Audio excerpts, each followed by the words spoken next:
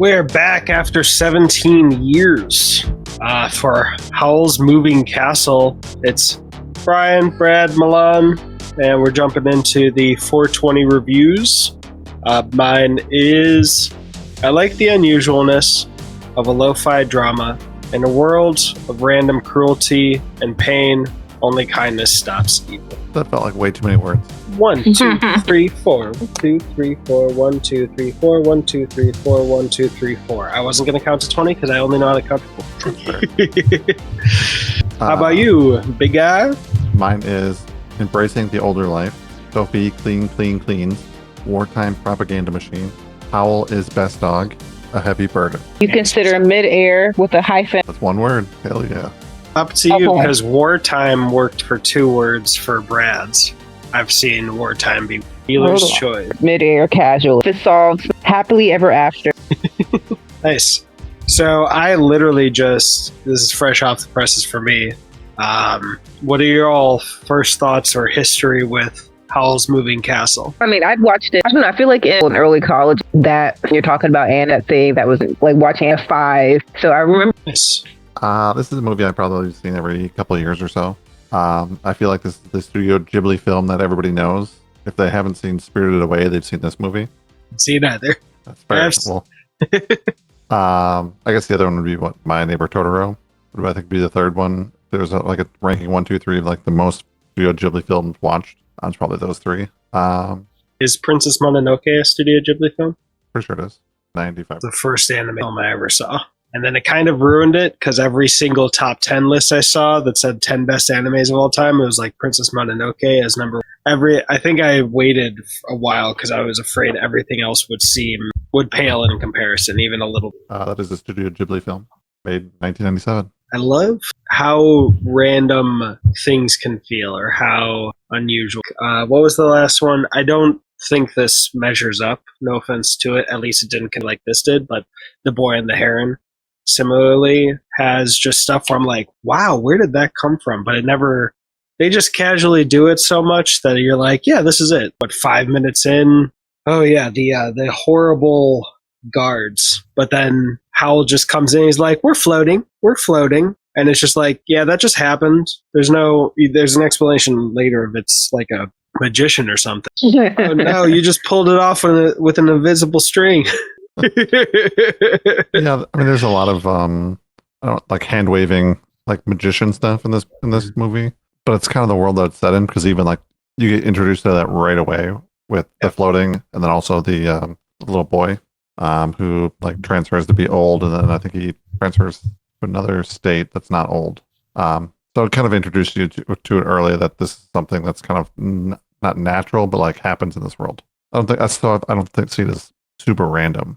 Like actually now that I'm thinking about it, I was thinking Scarecrow and then the Witch of the Waste. Obviously, I was hearing Witch of the West first few times. So the bear, if there is a connection to Dora. But of course, I've seen the picture of him as like almost fully feathered with his face. Yeah, this was a good. What do you think it was about? Like at the okay, I guess it's. Well, I forgot to say the only connection I've ever had to this is I read the sequel to this, like the second one, I think. So I've never read I don't know anything deeper than what I just saw in film, but it hit me as just. I mean, obviously there's the war background, and everyone calls it a trivial war, and even the lady in the King's Aid or whatever her title would be, who almost tried to capture Howl. At a certain point, she hit me early on as like a Game of Thrones level manipulator potentially, pulling the strings and stuff. But then right at the end, she's just like, "Yeah, this is silly war. Let's wrap it up."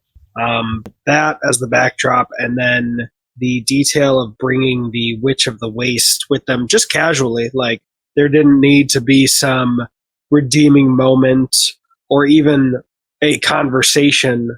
Like a Ted Lasso-esque conversation of like, everyone deserves a second chance. It was just like, yeah, come on. You're now coming with us, and there's no conversation about it. There's no shame in you later. I mean, she still is who she is when she tries stealing the heart, but I don't think she was like intentionally trying to steal the heart. I think it was just something that like old people do sometimes. It's just like, oh, this is cool. Let's do this. It's all, and it makes sense for being in her nature. She's been obsessed with it for so long. But there didn't even need to be conflict in terms of them redeeming themselves. The main character, even later, when give me the heart, there's no fight. She just hugged them and said, please. And it was like, I don't know, refreshing seeing something that actually felt a lot more real compared to the thousands of times we've seen this in other movies where there has to be some extra conflict or some match of showing them the error of their ways. It's like, no, just be nice. Love and compassion. I didn't know that. But yeah, I would say just love and compassion, even amongst a war-torn world such as this one. I think that's just, I don't think there's too much deeper. I mean, there's a lot of wartime propaganda and stuff through this movie. But yeah, I just think love and compassion. The hardest thing to do regularly. Something that we lack a lot of. I think one of my favorite scenes in this movie, obviously the Heart's Heavy Burden section is obviously the key, kind of like the big thing of this movie. But I think like the interactions with Billy Crystal's character, the Flame, and Sophie, like their interactions and their banter back and forth. I think that makes this movie feel like it's the world's more lived in when you have the banter back and forth between those two, and less of like a straightforward movie. Yeah, that was like the most conflict they had, and I mean the people who are never presented as or anything. Just the let me cook this food or I'll pour water on you. Yeah, I would say Howl might have. You could make arguments for his character being slightly evil, just because he's fighting in the war, regardless of what side you're on. Because I mean, one side's terrorists, is another side's freedom fighters. So I mean, you can kind of make that argument that he's probably not the best character. Did he? And forgive me if I've just blanked because I'm very out of it today. Did he fight, or was he always? No, because when he transferred into the bird's form, he fought. I did like him saying when she asked, "Is that ours or theirs?" He's in his childhood. I think this movie has a lot of like really deep connecting points to it, but I still think it's kind of about love and compassion at the core. I mean, I think it still has some deeper stuff that maybe we're not thinking of or maybe not seeing in a sense, but I think that's also probably the adaptation from the book to the movie. I'm sure if we read the book, we'd probably get more. No, yeah, I agree. It's Milan. Have you read the book since you mentioned it? What do you remember of that experience, especially compared to this? I remember the second book. It was kind of. I think that's probably heavily on. I actually thought it'd be backwards. I figured they'd focus more on the war side of things in the book, giving more like weight to or gravity to the situation. Where I felt like this one wasn't as focused about the war. This will frustrate people if I'm wrong about which, because I know there's 4, so I may have read the. All I remember is there was a guy with a magic carpet. And he meets a girl, and Aladdin. It's very similar. And he like lands in her garden. She calls him a girl. He's like, I'm a boy, and she's like, no, boys are overweight and balding, because she had only seen her father her whole life. She was born with like the first man she ever sees who's not her dad. She'll live with him, so it was kind of a self-fulfilling prophecy of like, I'm gonna hide my princess daughter away forever. But yeah, it felt very, I don't know what that one would say, small, but focus on just what was. I'm just out of curiosity. I mean, because none of us read the books, I wonder where they kind of all go to. Are they concurrent events? Are they like different events in the same world? I'm curious on that, if like Howl's the main character through all of them, or if Sophie's the main character through all of them. Yeah, it'd be interesting. I know at least the book I read, there's a guy, not in this movie, they're adapting the sequels. Watch, they adapted all. Alright, so I love it because I talked to somebody about the fact that I was going to watch it because it mentioned the movie, and I was like, oh yeah, the books. And they were like, I never knew it was a book. And there's a article from 2019 saying, how did I not know Howl's Moving Castle was made? Because when I watched it today, and I love this, I wish they would do this more, it said Howl's Moving Castle from the book by blah blah, like not blah blah blah, but by the author. And I was like, I absolutely love that people are as observant or more observant than I would be, because I'd be in the same boat if I didn't know. I'd be like, Howl's Moving Castle, and just not read the rest. Just be like, look at this art. I just assume everything's made or in a book. Any movie's made from a book. Yeah, these days especially. Well, especially I see. I think it's backwards. I think more older movies are based on books than newer movies. Unless well, I mean, it feels like every movie that's greenlit, at least anything with more than $10 million, has to have some type of IP. I don't know if you count comic book, but yeah, I would, because it's a baseline for the story, just like all the James Bond movies are in books. And I don't want to say all of them. I think almost all of them have like a book backing. Maybe not necessarily by the same name, but like the same premise. So I just assume like most of the older movies pre 2015, 2020 have some kind of book backing to it on some degree. So I'm actually not surprised this was based on a book. I gotta say, even though I know I've seen Studio Ghibli movies that have a certain aesthetic or a close aesthetic to this, seeing Howl's castle for the first time, it felt like it was just specific enough that art style on it was so unique. Like I'd never actually seen that. Maybe a little bit with the worm looking things in Princess Mononoke, but just how the art changed or shifted felt very striking. Yeah, also, how do y'all think about the Scarecrow having his true love being in love with someone else? I was hoping we didn't have to talk about that because I don't want us. I'm getting Elizabeth and Will Turner vibes.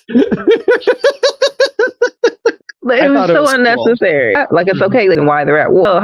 That's also not how it works. Like, her whole think I haven't really at all because... So yesterday in the movie theaters, I saw this trailer for a new movie called Eternity. And basically, this movie's premise is once you die, you can take as much time as you need, but you choose one place to live for eternity. The issue being, she had 2 husbands in life. So that's the whole, like, premise. And actually, I kind of loved it because I think personally, I think that we have the potential, like in the whole globe, a potential for like at least 1,000 loves, people who would be perfect to match with. It's just getting lucky enough to find the person, like one of them. You know what I mean? So I kind of loved it. I kind of was like, oh, well, maybe it'll end up being an eternity type of Howl. I don't know, something will happen, and then later on, just naturally, hopefully nothing dramatic, I don't know. And also how he responded made it the prince, but I mean, like, truly, like... No, I believe you. Instead of some, like, no, but you need to be with me, or even like a twinge of like... I mean, he just got say that, and Calcifer. I just wish we would have found another Scarecrow bouncing stick. He's just got to stick with it. Yeah. It'll all work out. Yep, exactly. So lame. It didn't hit me as a biting his tongue out of, or like self-preservation. Yeah, with that whole banana looking ass. A what? Looked like a giant banana. What looked like a banana? Mean. I'm so confused. Prince Justin. Looks like a giant banana because he's dressed in like all yellow and peach. His hair is blonde. Hey, now the question is, do all those little half as tall boys helping out the witch who can make doubles, like, are all those just kid versions of the prince when he disappeared? Because that legitimately, that's what it struck me as once he came back as a scarecrow, went back to her saying, well, Howl's got his heart, now we can stop the silly war. Like, do you think all those little guys are projections of the prince? And they just get Thanos snapped? Oh, I mean, the king did say this is your best double you've made of me yet, so it would be interesting. I mean, the fact that they're all helpers is more disturbing to me, possibly. It could be interesting if she made them all the prince's form to help the father, seeing his kid around but knowing it's not his. Yeah, that's a disturbing thought. I mean, genuinely, what would be worse? What could having a facsimile of him around soothe a little bit? Because obviously when people mourn or have like a missing kid, I gotta imagine their pictures. That's not the real thing. I assume that's got to be. Would a walking, talking copy of your, like, what's the balance? It's obvious. Obviously would be a mix of both. But in the meantime, while you're still trying to, do you think it would be more soothing or compared to? That's an interesting question. Go ahead. Mm-hmm. I mean, I don't have children, so I mean, like, it would be both. I mean, if Maddie was missing, but there was like a second copy that, you know what I mean? Like, what are you gonna do? What is Maddie gonna think when she comes back and she sees herself there and you think all up on, like, not her? I'm assuming that emotional damage. That's what you're creating, and then you're creating like who's going to kill your entire family. I'm Megan. I'm assuming in this scenario with how the king laughed at Howl pretending to be him, that this is an entity with no soul, no thought, no actual concern about its own existence in the way that we have. So that's where I'm coming from. Not creating a whole other consciousness that at the end of the day could be hurt in any way if you're like, okay, now you don't exist, or, now you can exist, but I don't care about you. But like the real Maddie. I mean, genuinely, if that had happened, it would be after how long? The truthful answer would be I never gave up, and this gave me strength to keep going because there was some presence of you in this completely fictional and impossible scenario. But like, it would be like, I imagine if they were gone for 5 years, I would be actually imagining all the memories we could just speak to them. So, and like, obviously I would expect a therapist to say, what would you say to them? So having, it would still hurt. It would be bittersweet for me. Like, there's not a therapist here. That's how you should handle that grief. I'm not saying that. I'm saying in a real world, if your kid was missing, like, what would you say to them? Maybe write a letter. Maybe express your pain to them in written form to help you process through that trauma and keep going. If there is something that is not the actual person, looks exactly like that, and can interact in a like realistic-esque way, but like, I imagine it would be something I have no idea. Look, I'll use ChatGPT because Google Maps' AI is crap, and man, it doesn't. All those women just like, no, this is for therapy or for friendship, and they wiped it. ChatGPT will literally never be more equal to me. Like, that's all I'm saying, but to be. But the same thing, it just matters. Also, ChatGPT wanted to be a girlfriend because they literally copied her.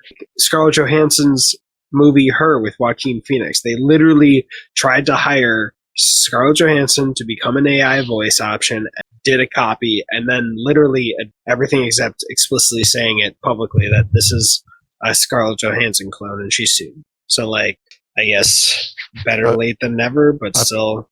I feel like there's a movie based on this premise, and I'm looking for it, and I can't find it. So. I think it doesn't end well for most people. Her? No, they started this conversation with like replicants and like the original copies and stuff like that. AI.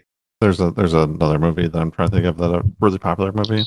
Megan is Companion. That was a recent one. Yeah, this one is like, I guess you could do like Mickey 17 technically too. Yeah, it's based off Mickey 7, the book. Okay. Ho's latest movie. Robert Pattinson. Yeah, basically he's an expendable person. So every time he dies, they just print a new one of him. Well, he goes on a mission. They thought he dies. He doesn't die. Makes it back. So then he sees himself reprinted. So did he not know he was being? No, that was the job. Yeah, that was the job. So he knew, and his memories would get updated into the system every so often. Okay. But they're like terraforming Mars or something, terraforming a planet. That's his whole job. So now there's two. Mm-hmm. Mickey 17 and Mickey 18. I haven't seen the movie, but in the book, like, he has a girlfriend and stuff too, and it just gets weird. I heard that it's not his best, but I really do need to see it, especially while I have HBO Max, while Peacemaker. But Moon has a similar-ish premise, but not your intention. No, this one, the movie that I'm thinking of is like, they make copies of themselves, and then they try and backtrack and figure out which one was the original one. Oh, The Island. Literally, with Scarlett Johansson and Ewan McGregor, it's possibly, at that point, Michael Bay's best film where rich people have clones of themselves in an island so that harvest their organs. And if it's not the movie you're looking for, I think damn close to what you said. Yeah. It was pretty good. Most fascinating tidbit from the audio commentary I've ever heard, because Michael Bay was saying that at the end of the movie, there's supposed to be a sex scene, anything explicit, but Scarlett Johansson called him to her trailer, and he's like, gotta talk to the actress, reassure them it's going to be a closed set, there can be a lot of people here, it's just going to be intimate. And he gets in, and I'm quoting what he said. He said he goes in, and she said, "I'm not wearing this ghetto ass bra, I'm doing it topless." And he's like, not what I was expecting. It's PG-13, so we can't. But was that at all it? It might be the moon. I'm just trying to figure it out. By the way, I read the original script, and the writers of the Pirates of the Caribbean movies did the rewrite. Fascinating to see how they distilled it down, cutting like wastes of time, but just as a screenwriting perspective. Buscemi, Steve Buscemi, also the gentleman from Green Mile. Tom Hanks?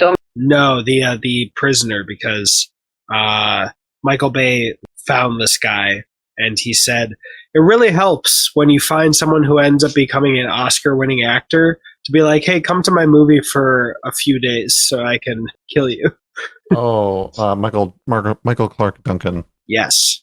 Yeah, he passed away not long ago. I mean, for the Daredevil movie he was in, what a great Kingpin. Vincent D'Onofrio, obviously. What a guy. So the only two things I have for this movie, for trivia, was that that's right. Yeah, this is Billy Crystal's only animated film outside of the Monsters, Inc. universe. And before you tell me the other one, please, Bradley Cooper's trivia. Bradley Cooper's more sexier than the other one was this is Christian Bale's first animated film since Pocahontas in 1995. What did he do in this film? And what did he do in that part I can't. That was John Smith. He was Pocahontas. What a method actor. Yeah, I'm guessing The Island wasn't the one you were thinking of? No. Pretty good film. The driving part doesn't make sense because any Howl, other trying to get to 1995. Any other thoughts? Thomas. Who's the voice of Thomas?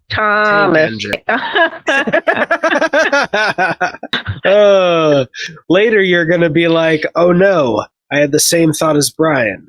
See, I wouldn't have until.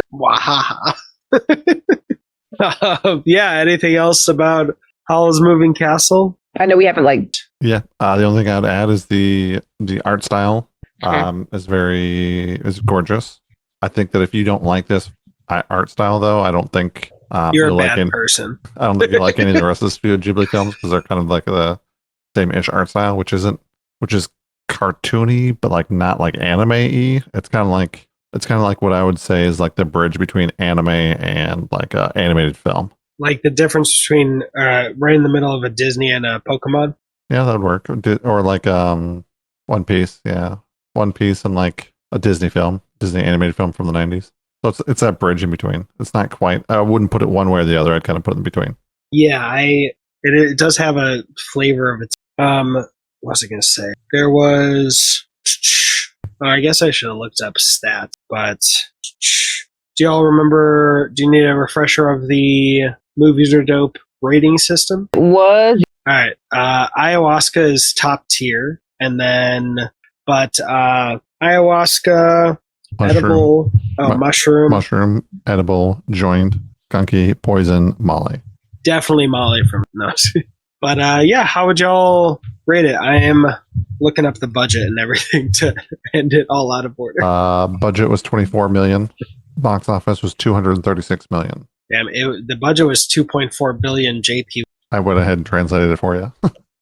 Appreciate you. And then obviously.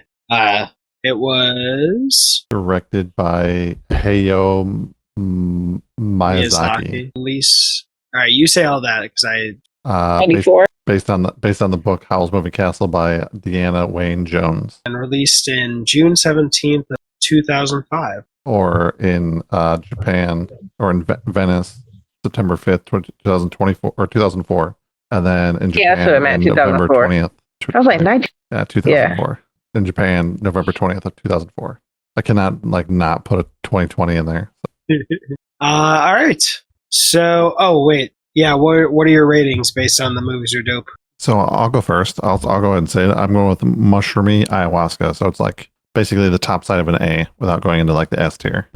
I'll go the same. I don't think there's anything keeping me back from putting it S tier, but it'll probably just take another watch or two to fully wrap itself around my heart or whatever, get in there. I think it's an edible mushroom for me. And I think that's a very high rating for me, like just in general. So, and the only reason, that's pretty high up for me. I think it'll be pretty difficult for me to rate anything as ayahuasca. So, edible mushroom, I think it's pretty solid. I would definitely recommend it. I think the main reason why it's not a solid mushroom is that on some level, I don't think it lived up to my expectation from the last time I watched it. And maybe it's just been because it was so long in between watching it rather than it being just like a couple of years. It's been like a full decade. So I think like I may have hyped myself up a little bit too much. And then I was like, it wasn't quite how I remembered, but it's still like amazing. So, it's still up there, at the top for me. Nice. And then I'm sure this is going to cause a lot of discord between, but the new segment to wrap everything up, since we're not going to rank every single movie we ever rate like the review-a-thons do. But do you all think, prepare yourself, this is going to be a hard question to answer. Do y'all think this is better or worse than the last movie we rated, Deep I Cover? don't remember what we last rated. Orlando Bloom, Bryce Dallas Howard, and Nick Muhammad. The spy comedy. This is better. Proverbs. Yeah. I wasn't sure if that was I was like, are you being sarcastic? Or I think if I have my hands like this, I'll always be being a little scam. This is the cheat code. One of the people at my work called this an emote, and now I will always call it mwahaha. But yeah. I had to like rack my brain. I was like, wait, 1, what did we watch last? And 2, I was like, wait, was this better? Like, I was so lost. But yeah, I know I'm like wiped out, but it feels good to be hanging out again. And I very regularly, this is genuine, as opposed to all the other times, I very regularly did shift the layout for dynamic. So very proud of it. Yes, because we use video. But so me and Brad have mushroomy ayahuasca. Milan has edibly mushroom, and I think we can all agree this movie is dope because movies are dope.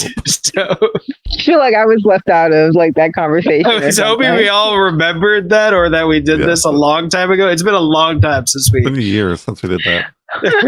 So that's how we would end. As soon as you started up, I was like, oh, I know where this is going. Do you want to do it again so that you can be included? How about it? Can I get like a really cute sign that I hold up instead while y'all say it? Just, ooh. If you want to do like no cards, like that romance movie, and then Ted Lasso, 1 no card movies are dope. You know how they I'll bedazzle it and everything. What's up? Oh, sweet. I said I'll bedazzle it and everything. Sweet. That's better. We'll do that the next movie we review, which is gonna be, but we haven't decided. So cutting it off by saying, cue the awesome people. Oh, and Brad. Bye-bye now. Woo! I'm living in a movie, there's a scene you gotta jump. I got my people at the viewing who all knew me selling tickets. Yeah, they talking about the beauty. I see Scorsese outside saying this isn't cinema. Free man, I ain't doing shit tomorrow, I don't need plans. I'll be kicking it till April off for $3 grand. I don't even need the money, I just need fans.